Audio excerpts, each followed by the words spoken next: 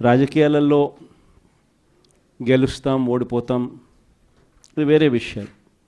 కానీ ఈ రోజుకి కూడా ఖచ్చితంగా ఒకటైతే చెప్తాను, వైఎస్ఆర్ కాంగ్రెస్ పార్టీకి సంబంధించిన ఏ నాయకుడైనా కూడా, ఏ జెడ్పీటీసీ అయినా, ఏ ఎంపీటీసీ అయినా, ఏ సర్పంచ్ అయినా, ఏ వార్డు మెంబర్ అయినా, ఏ కార్యకర్త అయినా కూడా, జిల్లా స్థాయి నుంచి గ్రామ స్థాయి వరకు ఏ నాయకుడైనా, ఏ కార్యకర్త అయినా కూడా గర్వంగా కాలర్ ఎగరేసుకొని ఏ ఇంటికైనా వెళ్ళి ఆ ఇంట్లో చిక్కటి చిరునవ్వుల మధ్య వాళ్ళ ఆశీస్సులు తీసుకునే కెపాసిటీ, వాళ్ళ ఆశీస్సులు తీసుకునే పరిస్థితి ఏ నాయకుడికైనా ఉంది అని అంటే అది ఒక్క వైఎస్ఆర్ కాంగ్రెస్ పార్టీ నాయకులకు మాత్రమే ఉందని గర్వంగా చెప్పగలం.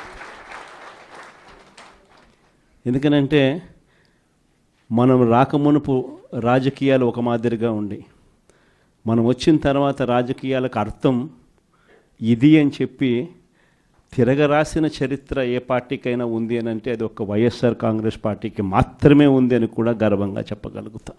మనమంతా ప్రజల తరపున వాళ్లకు తోడుగా నిలబడాల్సిన సమయం వచ్చింది.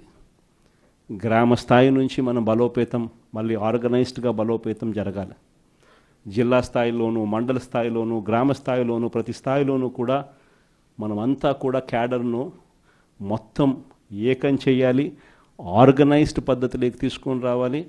ప్రతి సమస్యలోనూ ప్రజలకు తోడుగా ఉండే కార్యక్రమం ముమ్మరంగా అడుగులు వేయాల్సిన అవసరం వచ్చింది. ఈరోజు జరుగుతూ ఉన్న పరిస్థితులు, విషయాలు కూడా మీ అందరికీ కూడా తెలుసు. రెడ్ బుక్ రాజ్యాంగంలో ఎలా జరుగుతూ ఉన్నాయన్నది కూడా మీ అందరికీ కూడా